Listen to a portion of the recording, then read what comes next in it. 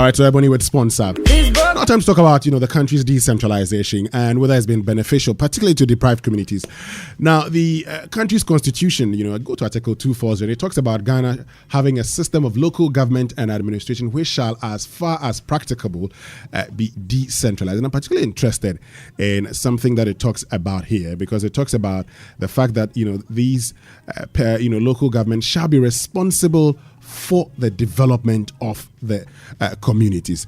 Now, we've been implementing the constitution for some 25 years. This morning, I want us to look at how our country's decentralized system has been beneficial, particularly, to the local communities. And it's part of, Media Generals TV3's Mission Ghana, which is supported by Star Ghana with funding from UK Aid, Danida, and the EU. I've been joined by, President of Imani Africa, Franklin Kujo. Franklin, good morning, and thank you for joining us. Good to see you, Winston. Yes, great to have you joining us. I hope everything is fine. I can't complain. I guess I'm well.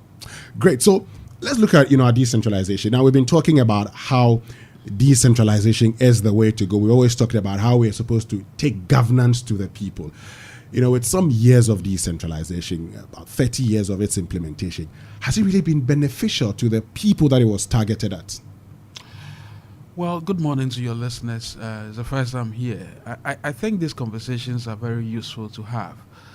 Particularly also because we are seeing increasingly the political class actually replicating themselves at every nook and cranny of this country under the pretext of representing us, And for me, I ask myself, what does representation eventually birth? I mean, what is the end product of representation? As you rightly suggested or rightly sought to ask, what has been the benefits after all? If you ask me, I would say, well, it's been a flagging democracy. Basically, we've been having elections.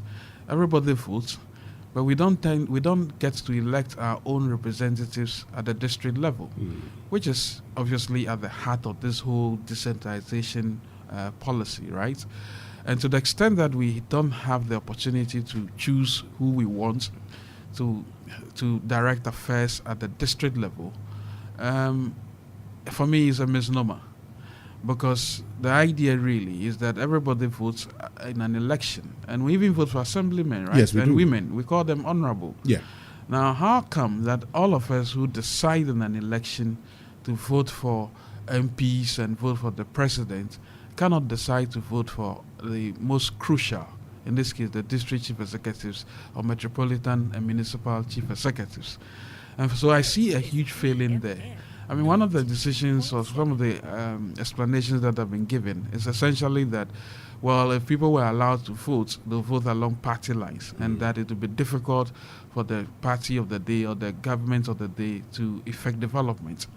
But that in itself is also a misnomer, because at the end of the day, if people choose whoever they want to lead them, it presumes that they really believe that that person can deliver the goods.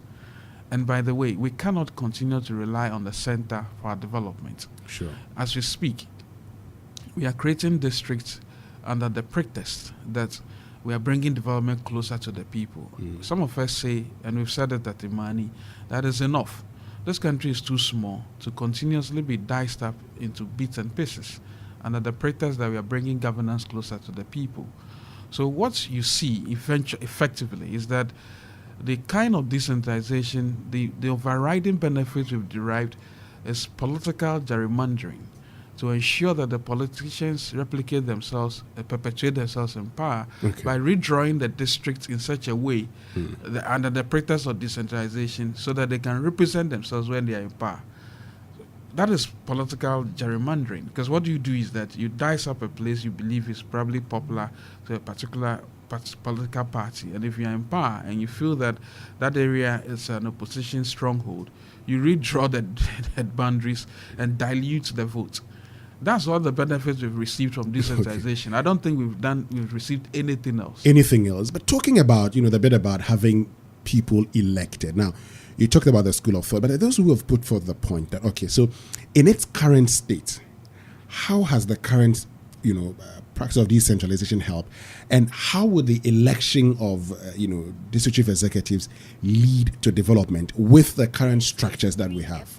Well, first of all, two things. You see, the whole idea that universal suffrage does not in itself lead to development is a taking. Everybody knows that. But not when it is at the district level, not when it's at the decentralized level. Because when people are closer to you and you elect them through the popular vote, I mean, the first order of responsibility is towards you. Yeah.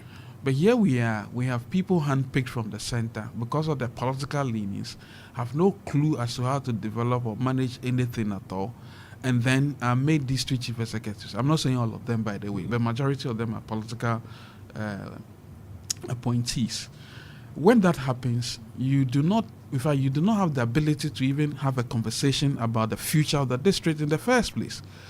Because what it is really is that the DC is looking over his shoulders only when he or she believes that the presidency or some representative of the president may be watching him or her, and not because people in the district may have raised eyebrows over certain decisions that are being taken, right? I mean, take for instance the whole concept around this redemarcation of district. What it does is that whereas every district has a district implementation plan, I can bet you most of those plans are not utilized because from the center's own allocation itself is first of all, is paltry and it comes late. Secondly, you would have thought that this district will rely on what they call the internally generated funds to prosecute their agenda. But even that in itself is in critical jeopardy simply because there's no innovation in the way it is. First of all, the funds are generated and what the sources of these funds are supposed to be. I was going to share the example of what happened about 5 years ago. I think it was during the NDC era when we had visited the front plains, and we had talked to one DC there about what he believes would be the game changer for the front plains area. Don't forget that front plains is a very productive area, right? We met the planner there, and all the planner said to us is that, look, we have beautiful plans sitting on paper, but we don't have the will and the power in order to, Why doesn't he have the will and power to do it? Yeah, because first of all, he had to make sure that the regional directorate or the presidency approves of whatever plans they have to undertake. Yeah. Besides, there's also the issue of money. You see, because they are handpicked and virtually whoever works in the district assembly is also somehow handpicked, right? What happens is that there isn't a lot of innovation in terms of what should be done. In fact, if you go out of your way to be innovative, you may tend to be too low, as we say in this part of our world. But back to the issue of the front place area. Yeah. So I think the NDC had planned to redemarcate the districts at the time. And the DCE we met was going to lose Mamikrobo, which was a huge market, which was bringing in 80% of its IGF, was going to lose that market to another district once the district boundaries were redrawn. Okay. So all he had done, he was doing, he had stopped working and was scheming to become DCE of the next district that will have the Mamikrobo market.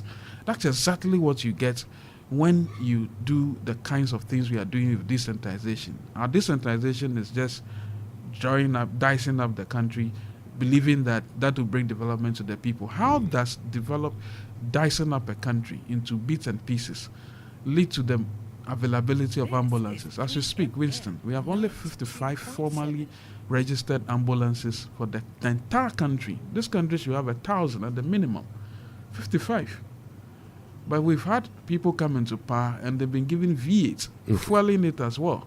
Right? How much does it cost to buy an ambulance? Yeah, but Franklin, some would also argue that... I was just trying to make the point. So the unavailability of ambulances, 1,000 of them for the country, has nothing to do with decentralization. Yeah. And in dividing up the country and creating regions and districts. Yeah, sure. It has everything to do with providing resources. Exactly. Some would also argue, the point you make, for instance. So this DC is, scheming to be made DC for the other district because of its IGF component of it. Yeah, because 80% of the IGF. Exactly, 80% of the IGF. But when it comes to even that IGF, yes, you would argue in some districts is not enough. Yeah. In those districts that generate enough IGF, what do they use it for? Winston, it's a good question you asked. Some districts may not have enough, which is why in the first place, they are not supposed to be divided up. See, the more you keep on dividing the districts without any logical framework, what happens is that you may be having a district where probably you don't have a lot of human beings. You don't have even a lot of economic activity. But there's vast expanse of land. That's how come we have MPs representing very fewer people in this parliament. This Ghana parliament should have about 70 MPs. 70 yes, MPs? Well, I don't think we should have 270 and counting MPs. I don't think so. You see, because some MPs are representing very small areas, vast expanse of nothingness, and that is not the way to develop a country. So it's a crucial question you asked. One part of the answer, which you yourself provided, is that some of these districts may not have enough at all. Yes, partly because they probably do not have enough inhabitants, human beings. Exactly. And they do not have enough potential. Secondly, you then you go ahead to ask, what about the insufficiency of the IGFs? Winston, trust me, you have no idea the spirit of the beauty of human ingenuity. There are many areas. This country has 10 regions in this country has water bodies in every region. Yeah. But Eastern region, for instance, perennially suffers from water shortage. I was in Pope Johnson, my sixth son. Almost every year, there's a part of the year we'll be going around, we'll go dry. We don't even bath. We use water anyhow.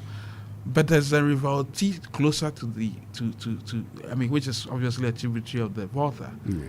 But the reason why we are not tapping these resources is because of the current decentralization arrangement that we have. We do not make it easier for people to think innovatively in order to attract resources from anywhere they want, any part of the world, in order to develop their country. Their districts or their communities.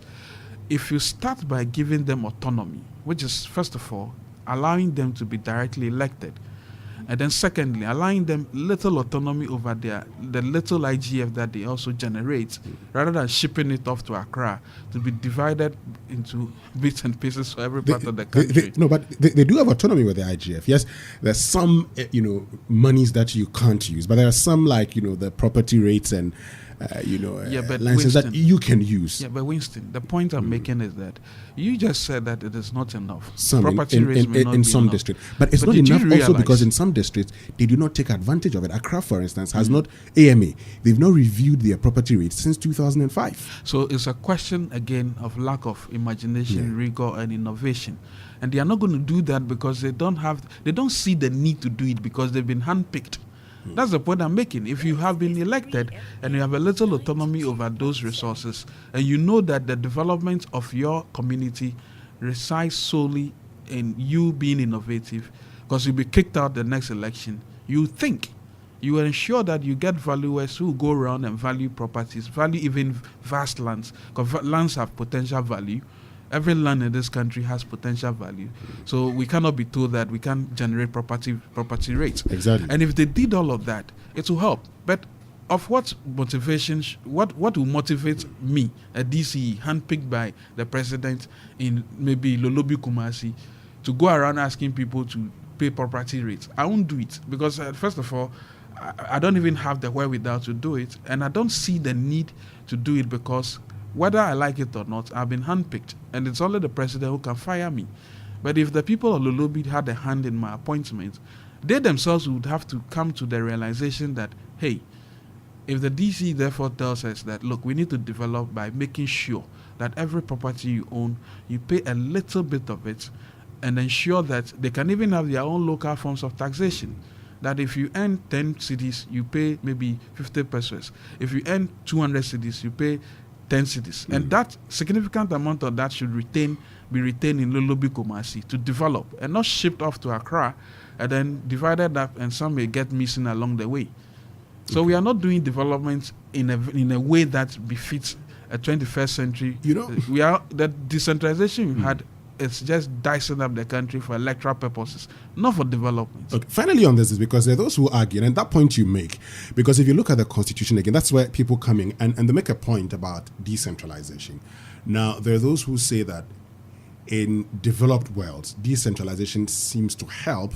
There's evidence of supporting growth because of, effective governance structures. Unfortunately, in developing worlds, what you do is that, like you say, we're just dicing up the country. It doesn't really help. Because if you look at Article 245, again in the Constitution, it says Parliament shall by law prescribe the functions of district assemblies, which shall include, so this is it, A, the formulation and execution of plans, programs, and strategies for effective mobilization of the necessary resources for the overall development of the district, and B, levying and collection of taxes, rates, duties, and fees. So the Constitution prescribes that function for them. So levying rates, taxes, and fees. And also, raising, resources for the overall development of the district. It's their responsibility. Well, but that's true. Yeah. So they have all these beautiful plans. But I'm just saying that depending on who is appointed, you see, because this so beautiful arrangement does not go hand in hand with a meritocratic way of appointing or electing leaders who would manage this district, is the reason why we are in a mess. Because, look, in Singapore that we like to copy, what happens there are three things. There is the meritocracy, pragmatism, and honesty. Let's even leave the word honesty out of it, because I don't like moralizing issues. But meritocracy and pragmatism, if you've not even, the person who has been put there as a DC is not based on merit, but on politics, what do you expect him to be pragmatic about? So he can have a fine constitution saying, do this, design plans, and all of that. But the first rule of ensuring that these things are done is meritocracy. If he's been appointed politically, there can be no responsibility whatsoever towards respecting the fidelity of the Constitution. The second point, therefore, means that he will never be pragmatic.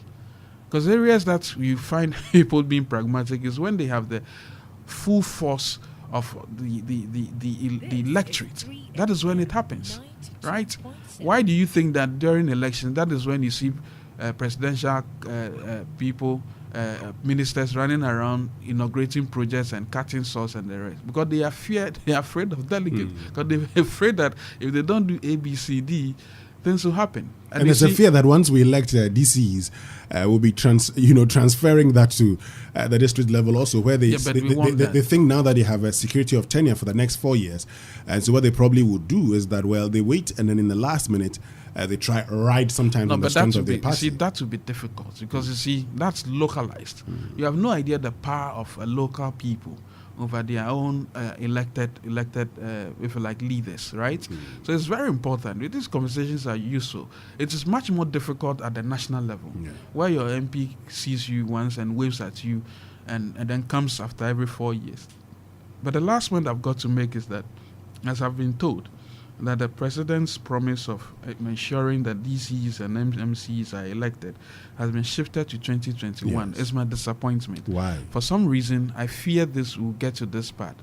I fear that this, by the way, would have been the president's biggest legacy. Not 1D, 1F, not free SHS. No.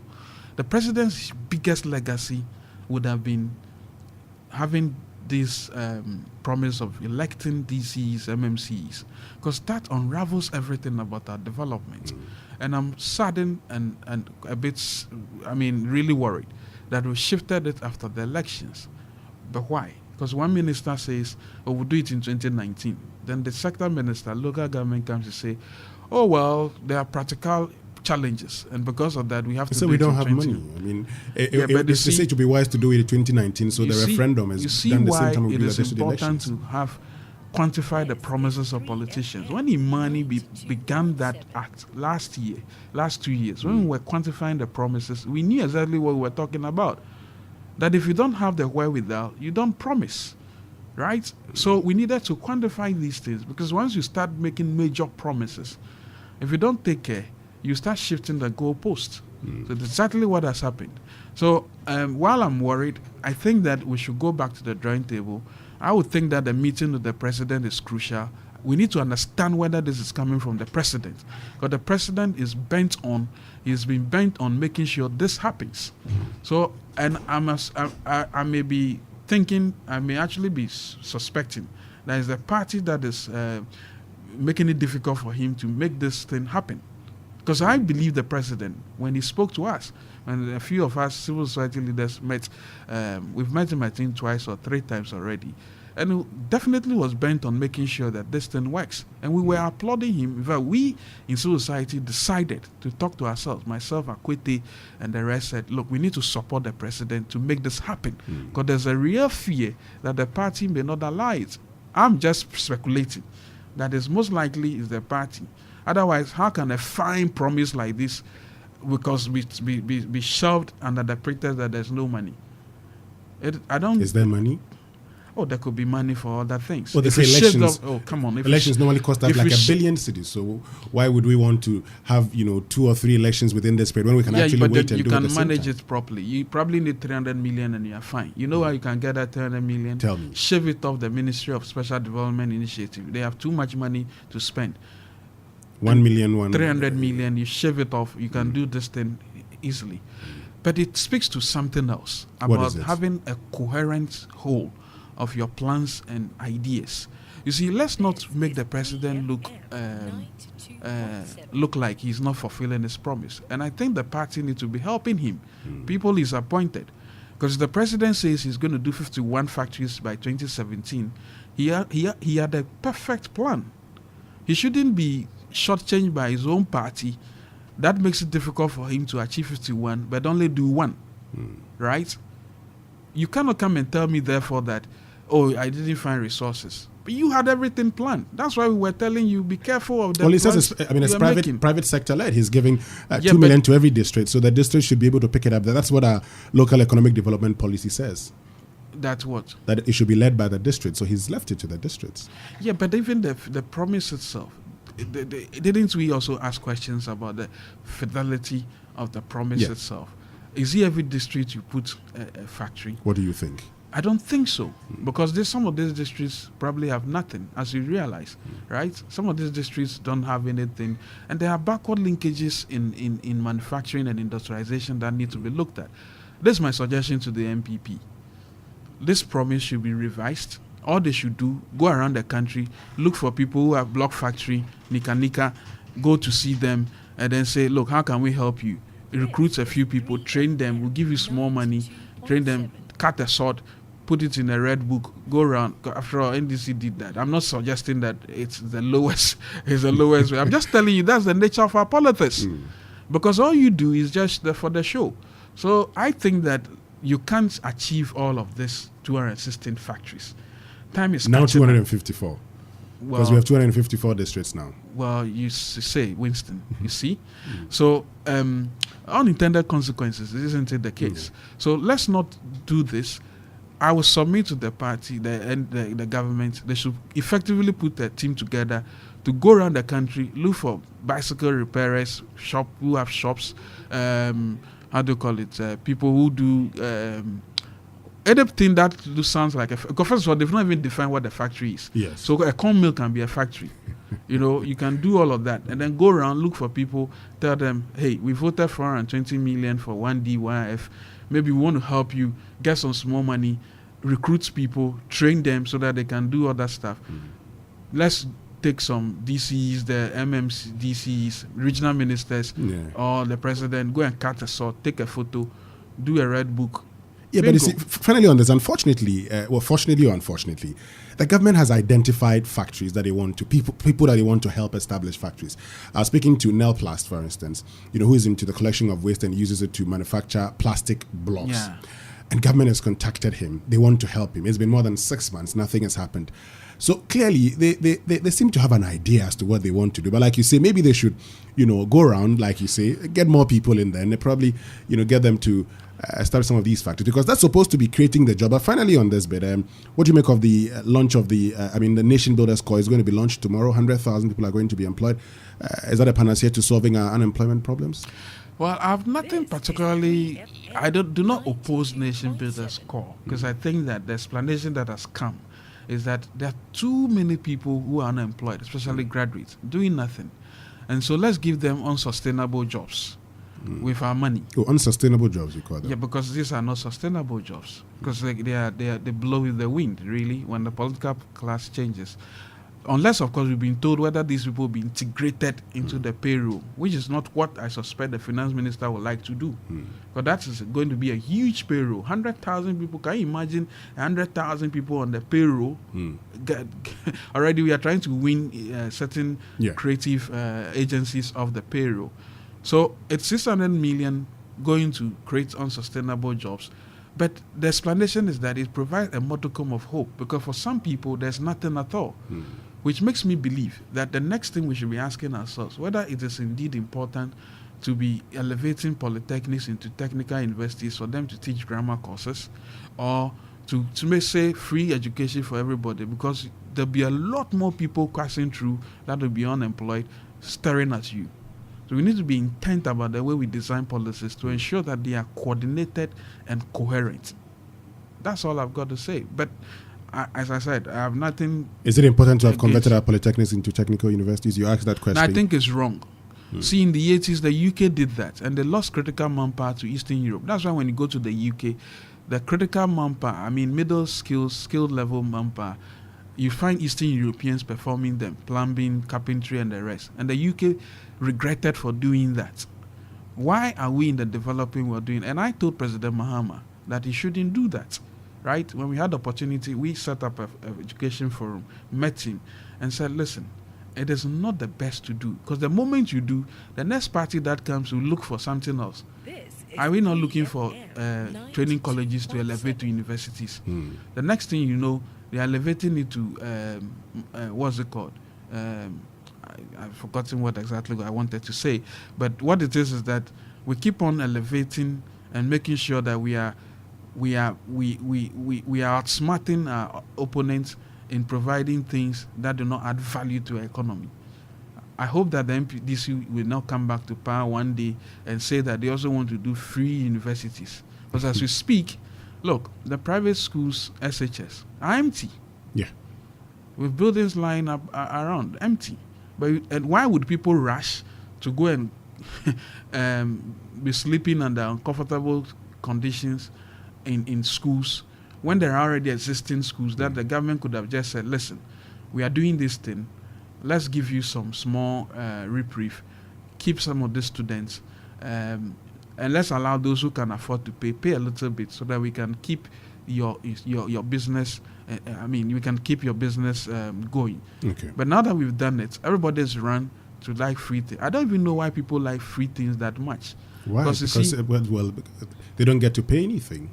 Yeah, but it has unintended consequences. What are those consequences? If you have a footpath that leads to your house, that is not kept clean by anybody, you'll be subjected to reptiles and all of that. It's called a tragedy of the commons. It belongs to everybody, so nobody tends to take care of it.